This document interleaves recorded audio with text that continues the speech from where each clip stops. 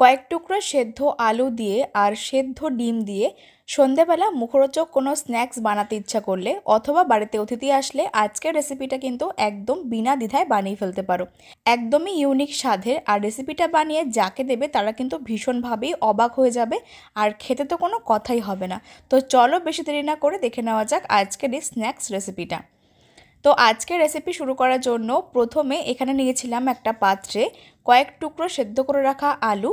আমি এখানে 3টে মাঝারি সাইজের আলু 4 টুকরো করে কেটে নুন দিয়ে সেদ্ধ করে রেখেছিলাম। তোমরা চাইলে কিন্তু আলুর পরিমাণটা বাড়াতে বা কমাতে পারো। আর তারপর দেখতেই পাচ্ছ একটা কাঁটা চামচ দিয়ে আলুটাকে খুব ভালো করে স্ম্যাশ করে নিচ্ছি। একটা স্ম্যাশারের সাহায্যে অথবা যে কোনো গ্লাসের পিছন দিয়ে বা কাঁটা চামচ দিয়ে খুব সহজেই কিন্তু সেদ্ধ আলু স্ম্যাশ করা যায়। তো দেখতেই পাচ্ছ বন্ধুরা, আমি কিন্তু একটা কাঁটা চামচ দিয়ে আলুটাকে ভালো মতন স্ম্যাশ করে নিয়েছিলাম। আলুটাকে স্ম্যাশ করে নিয়ে এটাকে একটা সাইডে রেখে দেওয়ার পর তারপর অন্যদিকে একটা প্লেটে 2টো সেদ্ধ ডিম নিয়েছি। আমি এখানে 2টো সেদ্ধ ডিম নিয়েছিলাম, তোমরা চাইলে কিন্তু 2 বা তার বেশি ডিম দিয়েও করতে পারো। তো 2টো সেদ্ধ ডিম নিয়েছি। এখন একটা ধারালো ছুরির সাহায্যে ডিমগুলোকে এইভাবে মাঝখান থেকে কেটে নিচ্ছি। গোল গোল একটু মোটা স্লাইস রেখে ডিমগুলোকে কেটে নিতে হবে। তো তার জন্য এরকম একটা ধারালো ছুরির সাহায্যে একটু মোটা স্লাইস করে ডিমগুলোকে কেটে নিচ্ছি। দেখতেই পাচ্ছ ঠিক এরকম করে কিন্তু ডিমের স্লাইসগুলোকে কেটে নিতে হবে। 2টো ডিম এইভাবে কেটে নেওয়ার পর এটাকে একটা সাইডে রেখে দিচ্ছি। এবার অন্যদিকে একটা ময়দার ডো বানিয়ে নেব। তার জন্য একটা বড় মিক্সিং বোল নিয়েছি। মিক্সিং বোলের মধ্যে নিচ্ছি মেজারিং কাপের 1 কাপ ময়দা আর নিচ্ছি 1 কাপ আটা। তোমরা চাইলে পুরো রেসিপিটা ময়দা দিয়েও করতে পারো, তবে আমি এখানে অল্প আটার সাথে ময়দা মিশিয়ে করছি। 2 কাপ আটা ময়দা নিয়েছিলাম, তার সাথে অ্যাড করছি স্বাদ মতো বা পরিমাণ মতো নুন। দিচ্ছি ময়ামের জন্য কিছুটা পরিমাণে সাদা তেল। একটু বেশি পরিমাণে তেলটা অ্যাড করেছিলাম, এতে করে কিন্তু ময়ামটা ভীষণ সুন্দরভাবে দেওয়া হবে। আর তার সাথে অ্যাড করছি হাফ চা চামচ কালো জিরে। নুন, তেল আর কালো জিরেটাকে অ্যাড করে এবার খুব ভালো করে আটা আর ময়দার সাথে মিশিয়ে নিতে হবে, আর খুব ভালো করে কিন্তু ময়াম দিয়ে নিতে হবে। এই রেসিপিটার মধ্যে ময়ামটা দেওয়া কিন্তু ভীষণই গুরুত্বপূর্ণ। যত ভালো করে ময়াম দেওয়া হবে তত কিন্তু রেসিপিটা খেতে ভালো হবে। তার জন্য দেখতেই পাচ্ছ ঠিক এইভাবে কিন্তু হাত দিয়ে ঘষে ঘষে একটু সময় নিয়ে ভালো করে ময়াম দিয়ে নিয়েছিলাম, আর ময়দার টেক্সচার কিন্তু পুরোপুরি চেঞ্জ হয়ে গেছে। তো এবার এর মধ্যে অল্প অল্প করে জল অ্যাড করে একটা শক্ত ডো বানিয়ে নিতে হবে। ডোটা কিন্তু খুব বেশি নরমও হবে না, আবার একেবারে শক্ত হবে না। তার জন্য প্রথমে অল্প অল্প করে জলটা অ্যাড করে খুব ভালো করে মিশিয়ে নিচ্ছি। আর এরকম একটা ডো বানিয়ে নিতে হবে। তোমরা দেখে নিশ্চয়ই বুঝতে পারছো যে ডোটা কিন্তু পুরোপুরি নরম হয়ে যায়নি। এরকম একটু শক্ত রেখে কিন্তু ডোটাকে বানিয়ে নিতে হবে। এবার ডোটাকে ঢাকা চাপা দিয়ে 5 মিনিট একটু রেস্টে রেখে দিচ্ছি। এতে করে কিন্তু ডোটা বেশ অনেকটা সফট হয়ে যাবে। এবার অন্যদিকে একটা ফ্রাই প্যানের মধ্যে দিয়ে দিচ্ছি কিছুটা পরিমাণে সাদা তেল। 2 থেকে 3 টেবিল চামচ রিফাইন্ড অয়েল অ্যাড করলাম। তেলটাকে ভালো মতন গরম করে তারপর এর মধ্যে অ্যাড করছি একটা মিডিয়াম সাইজের কুচানো পেঁয়াজ। একটা মিডিয়াম সাইজের পেঁয়াজ পাতলা করে কুচিয়ে রেখেছিলাম, সেই পেঁয়াজ কুচি এর মধ্যে অ্যাড করে দিচ্ছি। তারপর গ্যাসের ফ্লেমটাকে মিডিয়ামে করে দিয়ে একটু ভালো মতন নেড়েচেড়ে পেঁয়াজটাকে নরম করে নেব। কিছুক্ষণ এইভাবে নাড়াচাড়া করে নেবার পর পেঁয়াজটা দেখো বেশ অনেকটা নরম হয়ে গেছে, তবে খুব বেশি কিন্তু লাল করে ভাজবে না। তো এবার এর মধ্যে অ্যাড করতে হবে স্বাদ মতো নুন। দিচ্ছি সামান্য পরিমাণ একটু হলুদের গুঁড়ো। 1/4 চা চামচ দিচ্ছি জিরের গুঁড়ো। 1/4 চা চামচ অ্যাড করছি ঝাল মতন লঙ্কার গুঁড়ো। তোমরা চাইলে কিন্তু কাঁচা লঙ্কা কুচি ব্যবহার করতে পারো। তো এবার এর মধ্যে অ্যাড করছি কিছুটা পরিমাণ ধনেপাতা কুচি। ধনেপাতা কুচিটা দিলে একটা সুন্দর ফ্লেভার আসে, তোমরা চাইলে কিন্তু এটাকে স্কিপ করতে পারো।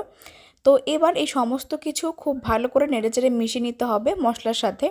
আর এই অবস্থায় এর মধ্যে সামান্য পরিমাণ একটু জল অ্যাড করে দিচ্ছি, এতে করে কিন্তু মশলাগুলো খুব সুন্দরভাবে কষে যাবে। সমস্ত মশলাগুলো আর ধনেপাতা কুচিটা অ্যাড করে অল্প একটু জল অ্যাড করে দিয়েছিলাম, আর তারপর ফ্লেমটাকে মিডিয়াম টু হাইতে করে দিয়ে খুব ভালো মতো নেড়েচেড়ে কষিয়ে নিতে হবে। তো একটু সময় নিয়ে সমস্ত কিছু খুব ভালো মতো নেড়েচেড়ে কষিয়ে নিয়েছিলাম। তারপর এর মধ্যে অ্যাড করছি ওই আগে থেকে স্ম্যাশ করে রাখা সেদ্ধ আলু। আলুর পরিমাণটা কিন্তু তোমরা অবশ্যই চাইলে বাড়াতে বা কমাতে পারো, যে যেরকম পরিমাণে করতে চাও সেই মতন কিন্তু আলুটা বাড়াতে বা কমাতে পারো। তো এবার আলুটাকে অ্যাড করে সমস্ত কিছু খুব ভালো মতো নেড়েচেড়ে মিশিয়ে নিতে হবে। ফ্লেমটা কিন্তু এই সময় মিডিয়ামে করে রেখেছিলাম। তারপর একটু সময় নিয়ে খুব ভালো মতন মশলার সাথে মিশিয়ে নিচ্ছি। মাঝখানে এই অবস্থায় অ্যাড করছি কিছুটা পরিমাণ গুঁড়ো করে রাখা বাদাম। কিছুটা পরিমাণ বাদাম আমি হামলদিস্তায় একটু গুঁড়ো করে রেখেছিলাম, সেই বাদামটাকে অ্যাড করে দিয়েছি। যখন বাদামগুলো মুখে পড়বে তখন কিন্তু খেতে ভালো লাগবে।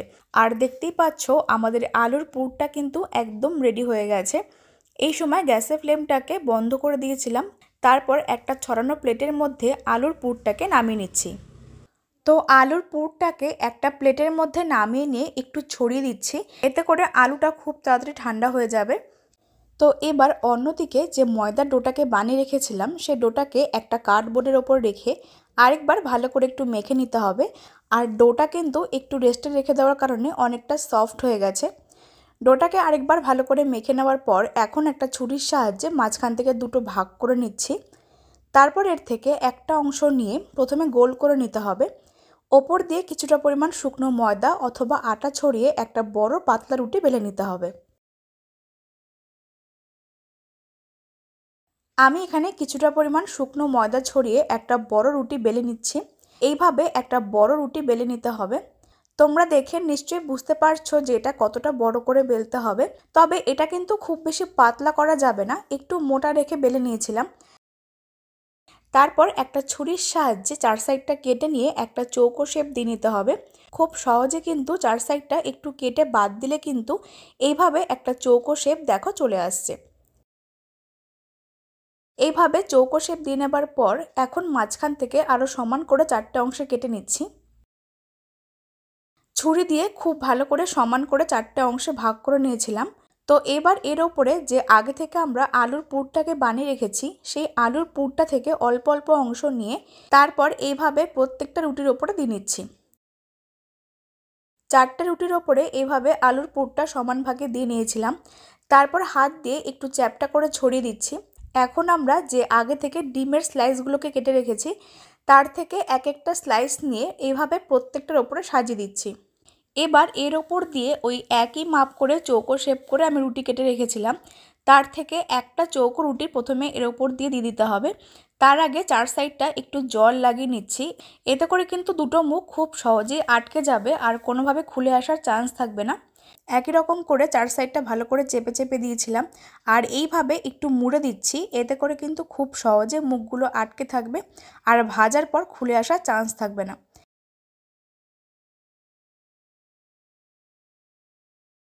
এবার একটা সুন্দর ডিজাইন বানিয়ে নেওয়ার জন্য একটা কাঁটা চামচের সাহায্যে এইভাবে একটু ধরে প্রেস করে দিচ্ছি আর দেখতেই পাচ্ছ কত সহজে কিন্তু একটা সুন্দর ডিজাইন তৈরি হয়ে গেল। তো দেখতেই পাচ্ছ একটা নাস্তা অথবা স্ন্যাক্স কিন্তু খুব সহজে রেডি হয়ে গেল। একই রকম করে আমরা বাকি প্রত্যেকটা বানিয়ে নিচ্ছি।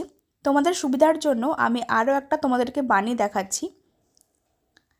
ওই একই রকম করে চার সাইডটা প্রথমে একটু জল লাগিয়ে নিতে হবে। তারপর ওই একই মাপের একটা চৌকো রুটি নিয়ে ওপর দিয়ে খুব ভালো করে রেখে চারদিকটা মুখটা ভালো করে বন্ধ করে দিচ্ছি। ঠিক যেভাবে প্রথমে আমি একটা বড় রুটি বেলে নিয়ে চারকোনা করে কেটে রেখেছিলাম ওই একই রকম করে আরও একটা রুটি বেলে নিয়ে চারকোনা করে কেটে চারটে ভাগে ভাগ করে নিতে হবে। তাহলে কিন্তু চারটে রুটি তোমরা খুব সহজে পেয়ে যাচ্ছ। তো বন্ধুরা একই রকম করে কিন্তু আমি আরও একটা বানিয়ে নিচ্ছি। তো বন্ধুরা দেখো সবগুলো স্ন্যাক্স রেসিপি একই রকম করে বানিয়ে রেডি করে নিয়েছিলাম আর এগুলো বানিয়ে নেওয়ার পর একসঙ্গে দেখতে কতটা সুন্দর লাগছে।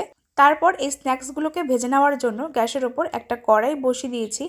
কড়াইটাকে প্রথমে ভালো করে গরম করে তারপর এর মধ্যে কিছুটা পরিমাণ তেল দিয়ে দিয়েছিলাম। তো তেলটাকে অ্যাড করে দিয়েছিলাম আর তেলটা কিন্তু খুব বেশি হাই হিটে গরম করা যাবে না, হালকা করে তেলটা গরম হয়ে গেলেই এর মধ্যে দুটো নাস্তা ছেড়ে দিচ্ছি।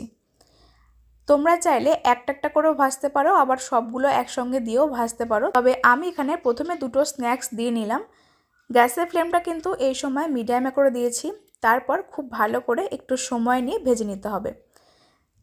দুটো স্ন্যাক্স রেসিপি এইভাবে দিয়ে দেওয়ার পর ওপর দিয়ে কিছুটা পরিমাণ তেল ছড়িয়ে দিচ্ছি, এতে করে কিন্তু ওপরটাও খুব সুন্দর ভাজা হয়ে যাবে। তো বন্ধুরা দেখতেই পাচ্ছ কত সহজে কিন্তু আজকের এই একদম ইউনিক আর মুখরোচক নাস্তা কিন্তু বানিয়ে নেওয়া হয়ে যায়। বাড়িতে অতিথি আসলে অথবা যখন তখন কিন্তু এই মুখরোচক রেসিপিটা বাচ্চাদেরকে বানিয়েও সার্ভ করতে পারো।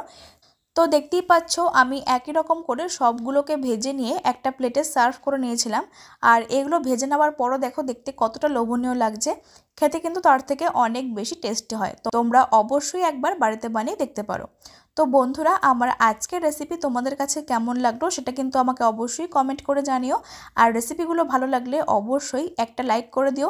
রেসিপিটা ফেসবুক থেকে দেখলে পেজটিকে ফলো করে দিও, ইউটিউব থেকে দেখলে অবশ্যই আমার চ্যানেলটিকে সাবস্ক্রাইব করতে একদম ভুলো না। তো চলো আজকের মতন ভিডিও আমি এখানে শেষ করছি। সকলেই খুব ভালো থেকো, ধন্যবাদ।